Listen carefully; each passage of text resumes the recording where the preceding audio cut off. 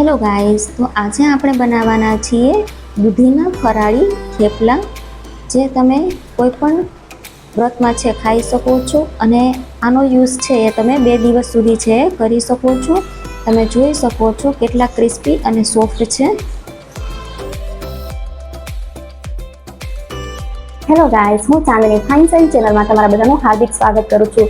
Guys, અત્યારે શ્રાવણ માસ છે ચાલુ છે. જે લોકો પૂરા શ્રાવણ માસનું વ્રત કરતા હોય છે તેનો એક પ્રશ્ન છે સતત આવતો હોય છે કે આપણે ફરાળમાં શું બનાવીશું અને શું ખાશું. તો હું આજે તમારી સાથે શેર કરું છું ફરાળી રેસીપી દૂધીના ફરાળી થેપલા. જો વિડીયો પસંદ આવે તો અંત સુધી જોજો અને વિડીયોને લાઈક કરી દેજો, ચેનલને સબસ્ક્રાઇબ કરી દેજો, તમારા અન્ય મિત્રો સાથે વિડીયોને શેર કરજો.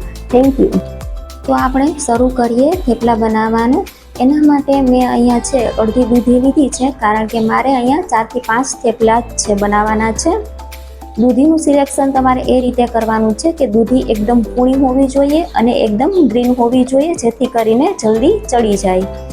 દૂધીની છાલ ઉતારી લીધા બાદ અહીંયા દૂધીને હું ખમણીથી આવી રીતે ખમણી લઉં છું.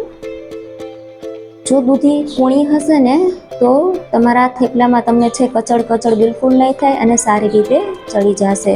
આવી રીતે તમારે દૂધીનું ખમણ છે કરી લેવાનું છે. મારે અહીંયા 4 થી 5 થેપલા બનાવવાના છે, તો એટલું ખમણ મેં કરી લીધું છે.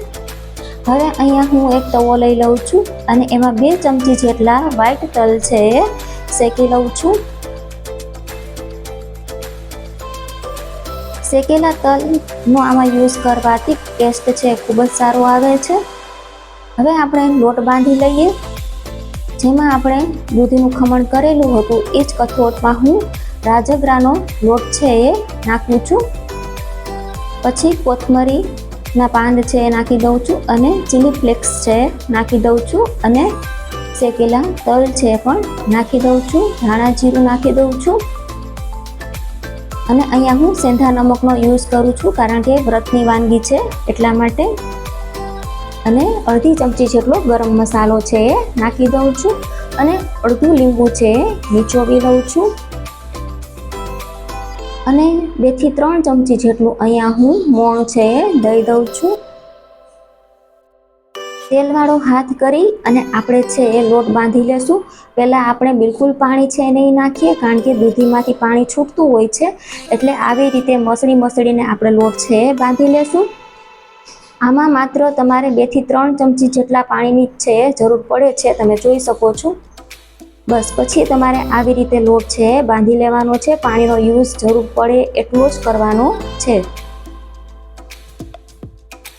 આવી રીતે લોટ છે બાંધી લેવાનો છે તેલ લગાવીને હાથમાં, એટલે તમારા હાથમાં જે ચોટેલું હશે એ પણ સારી રીતે લોટમાં આવી જશે. લોટને રેસ્ટ કરવા દેવાની કોઈ જરૂર નથી. તમે સીધા જ છે આવી રીતના થેપલા છે વણી શકો છો. મેં અહીંયા લોટ ઉપર પાછું તેલ છે લગાવી લીધું છે અને આવી રીતે ગોળનું છે કરી લીધું છે. સાથે સાથે તવો પણ ગરમ થવા છે મેં મૂકી દીધો છે. આવી રીતે હળવા હાથે ગોળનું વાળીને તમારે રાજગરાના લોટમાં છે આવી રીતે બોળી લેવાનું છે અને હળવા હાથે નાની સાઇઝમાં છે વણી લેવાનું છે, એટલે તમારું થેપલું છે તૂટશે નહીં. અને બિલકુલ હળવા હાથે છે આવી રીતે વણી લેવાનું છે. જો તમારે હાથેથી ન ફેરવવું હોય તો તમે આખો પાટલો છે એ પણ ફેરવી શકો છો. તમે જોઈ શકો છો કે આપણું થેપલું છે કેવું બન્યું છે.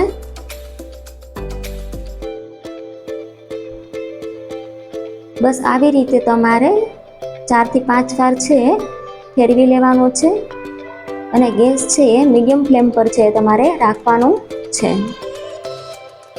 તો તમારાથી હાથેથી ફરતું ના હોય ને વણવા ટાઈમે થેપલું, તો તમે આખો પાટલો જે છે એ પણ ફરતો એવી રીતે આવી રીતે ફેરવી શકો છો. એનાથી ઇઝીલી છે તમારું થેપલું છે એ વણાઈ જશે. તમે જોઈ શકો છો કે આપણા થેપલાની ડિઝાઇન છે એ કેવી પડી રહી છે. હું સાથે સાથે બીજું થેપલું પણ મેં વણીને તૈયાર છે રાખી દીધું છે. હવે આપણે અહીંયા બંને બાજુ આવી રીતે તેલ છે લગાવી દઈશું. જો તમારે ઘીનો યુઝ કરવો હોય તો તમે ઘીનો પણ યુઝ છે કરી શકો છો. અહીંયા હું તેલનો યુઝ કરું છું.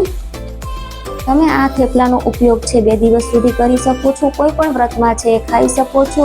જે વસ્તુ તમે ખાતા ન હોય એ તમે સ્કીપ કરી શકો છો.